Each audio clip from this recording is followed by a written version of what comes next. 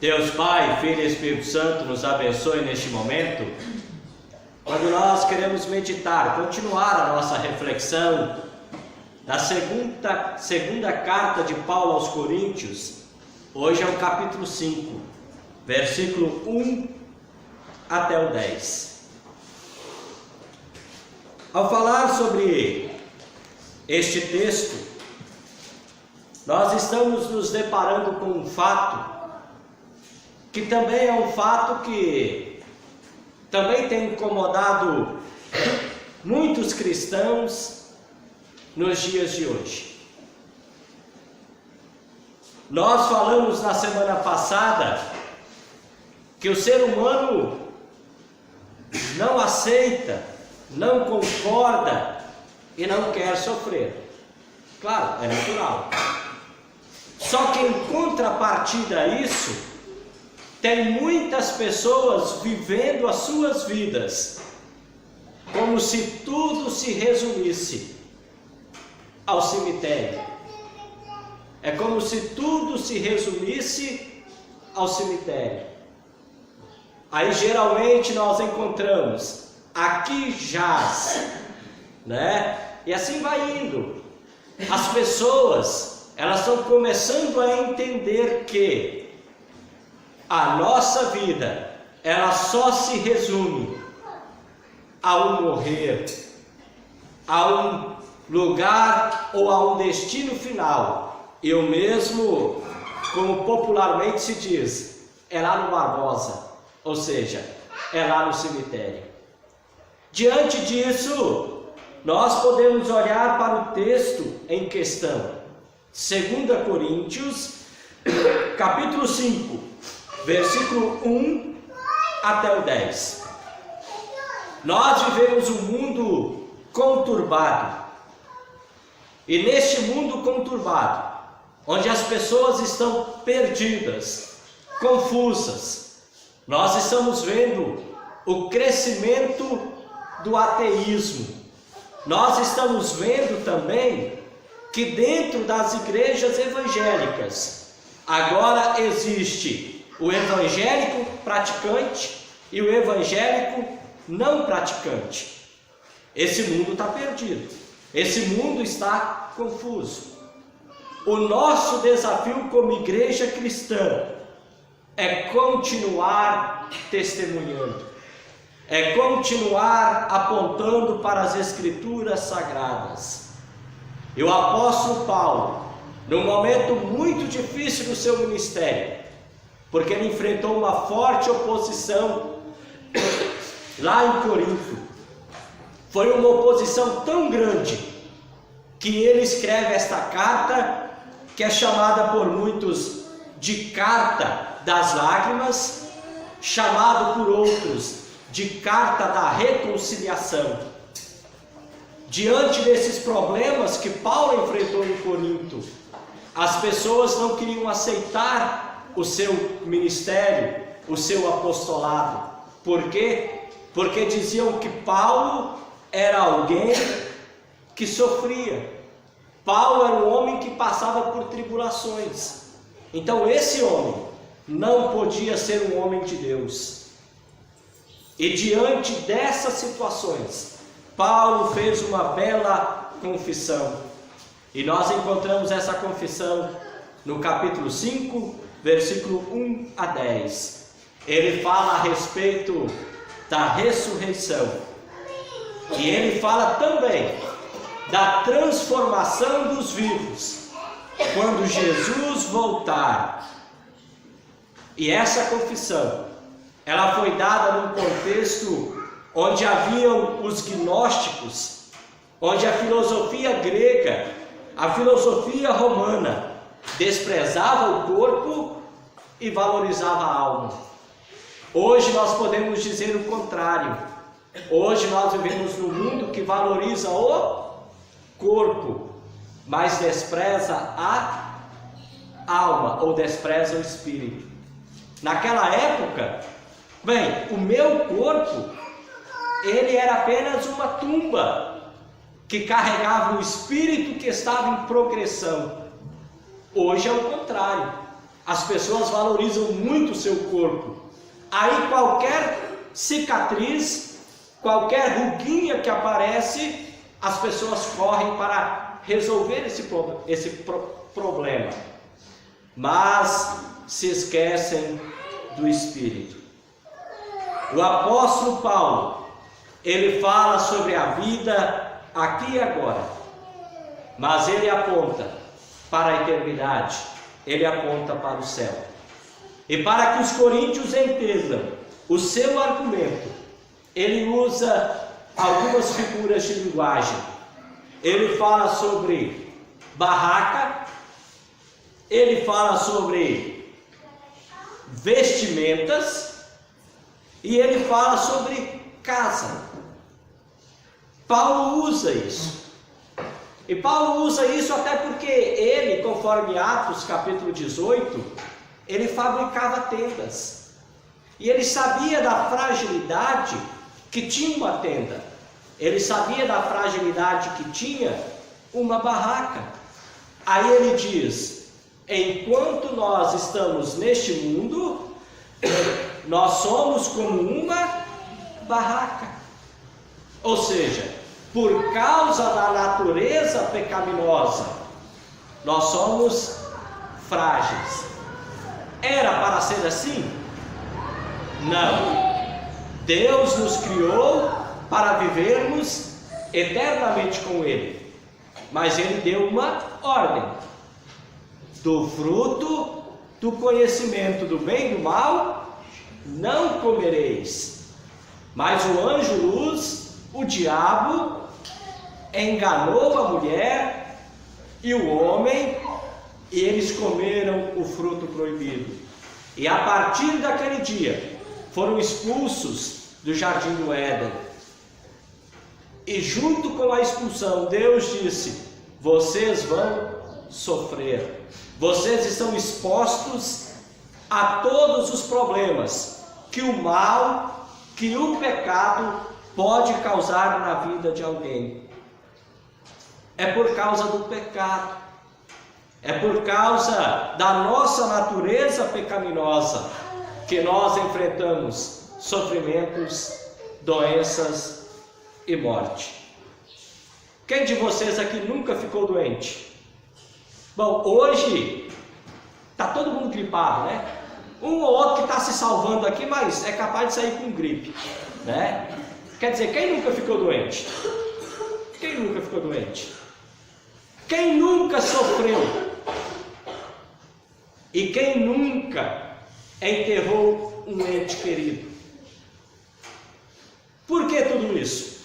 Qual é a origem disso? Pecado, natureza pecaminosa. E Paulo está dizendo aos coríntios: nós somos, enquanto neste mundo, barracas, nós somos frágeis, estamos sujeitos aos sofrimentos, estamos sujeitos às tribulações. Enquanto a filosofia da época, enquanto o gnosticismo, as seitas estavam ignorando a ressurreição, o apóstolo Paulo, ele enfatiza que nós estamos aqui numa barraca, mas nós temos uma casa celestial, nós temos uma morada eterna. De fato, ele diz, nós sabemos, olha a certeza, nós sabemos que quando for destruída esta barraca em que vivemos, que é o nosso corpo aqui na terra, Deus nos dará para morarmos nela uma casa no céu. Essa casa não foi feita por mãos humanas, foi Deus quem a fez, e ela durará para sempre. É interessante que, falando sobre barraca, há um termo lá na carta de Paulo a Timóteo, onde ele fala que vai chegar um dia que a gente vai ter que desarmar a barraca. É o dia da nossa morte. A gente vai ter que desarmar, empacotar a barraca, porque a gente não está indo para o fim. A gente está tomando posse da casa celestial.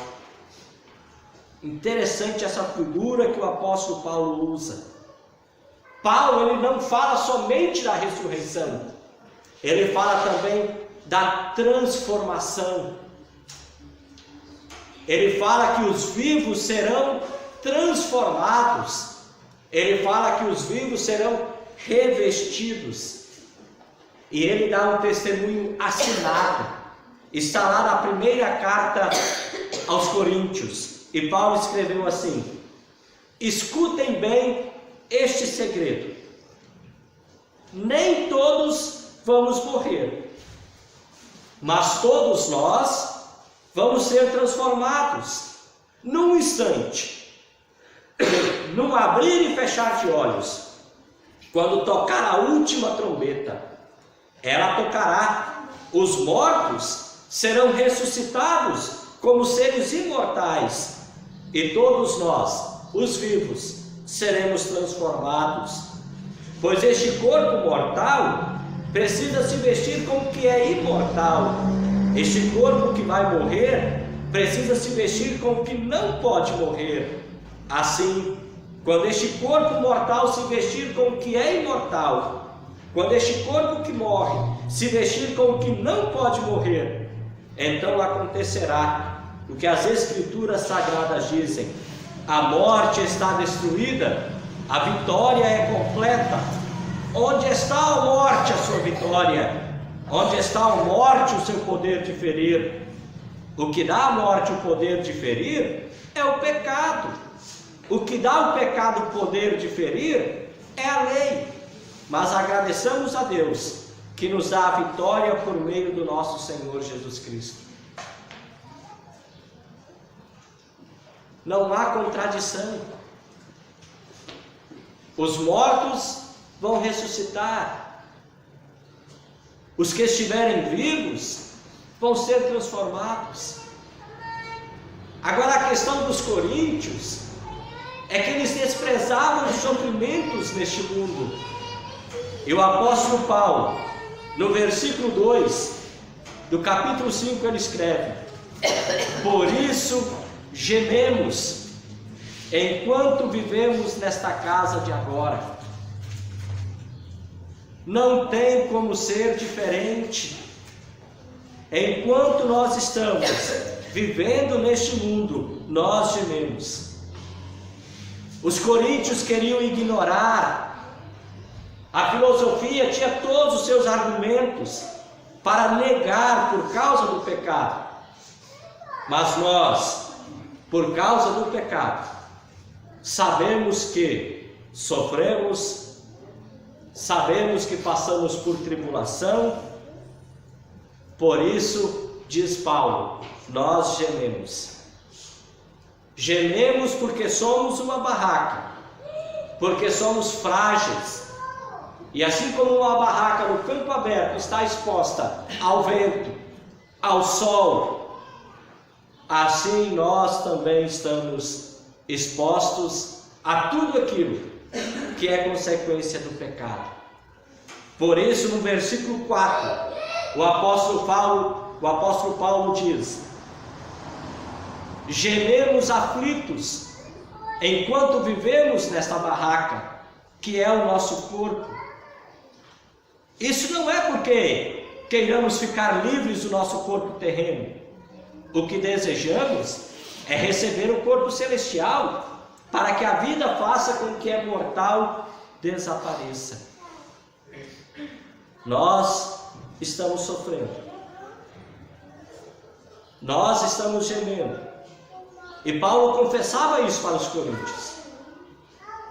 Só que geralmente nós vemos as pessoas, quando elas estão num terrível sofrimento, o que geralmente as pessoas dizem ou pensam? Seria melhor morrer. E o apóstolo Paulo aqui, ele está dizendo o contrário. Ele sabe, porque ele escreveu lá aos Filipenses: o morrer é lucro. Para o cristão, o morrer é lucro. Mas ele está falando: o meu desejo é que Jesus volte. porque eu quero muito ser transformado, eu quero muito tomar posse da vida celestial.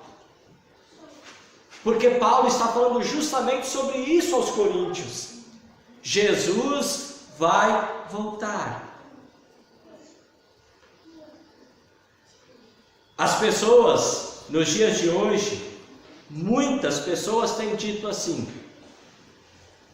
a única certeza que eu tenho é a morte. Esta frase não é cristã. Eu sei que eu estou sujeito à morte, e eu posso morrer a qualquer momento, mas como cristão, a única certeza que eu tenho é que Jesus vai voltar. E quando Ele voltar, aqueles que morreram vão ressuscitar, e aqueles que estiverem vivos serão transformados. No versículo 5, o apóstolo Paulo diz: e foi Deus quem nos preparou para essa mudança. Interessante. É Deus que me dá esse desejo. Adão e Eva foram expulsos do jardim do Éden. Mas desde aquele dia que Adão e Eva foram expulsos do jardim do Éden por causa do pecado, dentro do homem tem o desejo, o anseio de voltar. E quantas pessoas hoje querem buscar a Deus? O último censo do IBGE disse: 134 milhões de brasileiros dizem crer em alguma coisa. Não quer dizer que seja o Deus único e verdadeiro, mas dizem crer em alguma coisa. O homem tem desejo de voltar ou de chegar-se para Deus. O problema é que muitos não sabem como. Mas Deus indica. Ele diz, por boca de Jesus: eu sou o caminho, a verdade e a vida. Ninguém vem ao Pai a não ser por mim. Palavras de Jesus. Só por meio de Jesus é que eu chego até o Pai. E Paulo, ele diz que nós temos esse desejo de mudança. A gente quer ir para o céu. Nós queremos voltar para o céu. Nós queremos ter de volta esta eternidade para a qual o homem foi criado para viver. Mas infelizmente, o pecado tem causado estragos na vida do ser humano. E o ser humano está gemendo. Rumores de guerra, câncer, mais câncer, doenças e mais doenças, violência e mais violência. Acompanharam aquela menina que teve o corpo encontrado ontem? Notícias tristes que nos deixam completamente assustados, desesperados. É o mundo no qual nós estamos apenas gemendo. Mas enquanto gememos, Paulo diz que há em nós um desejo, o desejo da vida eterna. Ele diz: foi Deus quem nos preparou para essa mudança. Olha só, Deus me preparou para essa mudança.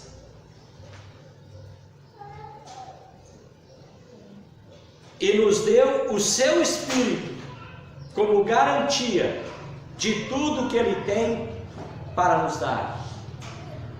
O Espírito Santo é como se fosse um cheque pré-datado, com fundo garantido na conta, para ser quitado a qualquer momento. Ele é a garantia de que a primeira parcela já foi paga. O meu lugar já está garantido, por causa do Espírito Santo. O Espírito Santo é que me garante que eu vou deixar esta barraca e vou tomar posse da casa celestial. Queridos irmãos, irmãs em Jesus, no próximo domingo, dia 24, nós estaremos celebrando como Igreja Evangélica Luterana do Brasil 114 anos aqui no Brasil. E como igreja, nós enfrentamos alguns desafios. E o pior desafio é justamente o desafio da secularização. Que desafio é esse? Todos, ou a grande maioria dos cristãos de hoje, a grande maioria das pessoas de hoje, estão voltadas para o aqui e agora. Tudo é voltado para o hoje. Tudo é voltado para o momentâneo. A igreja secularizada, ela não aceita o sofrimento. Ela não quer saber da mensagem da ressurreição. Estão vendo a importância da carta de Paulo? 2 Coríntios capítulo 5, versículo 1 a 10.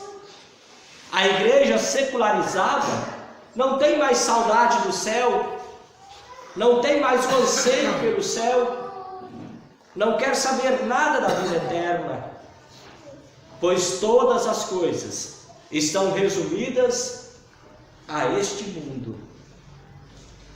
Por isso eu posso dizer para vocês, aqueles que oferecem os famosos amuletos, aqueles que oferecem os amuletos por aí, bem, esses estão crescendo. Resultado da igreja secularizada. A igreja que perdeu de vista a vida eterna. O apóstolo Paulo, quando escreve a sua carta, ele diz: porque nós vivemos pela fé, não pelo que vemos. Nós vivemos na certeza, por causa do Espírito Santo me dá essa certeza. Nós vivemos na certeza de que aquilo que Deus nos prometeu, aquilo que Deus nos oferece, nos dá em Jesus, nós iremos receber a vida eterna. O apóstolo Paulo passou por prisões, apanhou, teve que fugir às pressas, foi mordido por cobra, passou por naufrágios, passou fome, falta de roupa, mas ele nunca se abalou, porque ele sabia que a sua vida não se resumia ao aqui e agora. Por isso ele escreveu no versículo 8: estamos muito animados, e gostaríamos de deixar de viver neste corpo, para irmos viver com o Senhor. Porém, acima de tudo, o que nós queremos é agradar o Senhor, quer seja vivendo no nosso corpo, quer seja vivendo lá com o Senhor.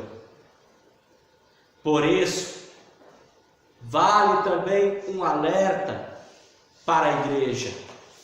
Qual é o alerta? O cristão é salvo pela fé em Jesus. Sim, o cristão é salvo pela fé em Jesus. Quem está na fé em Jesus tem certeza, tem anseio, tem garantia da vida eterna, por causa do Espírito Santo, que coloca essa certeza em nós. No entanto,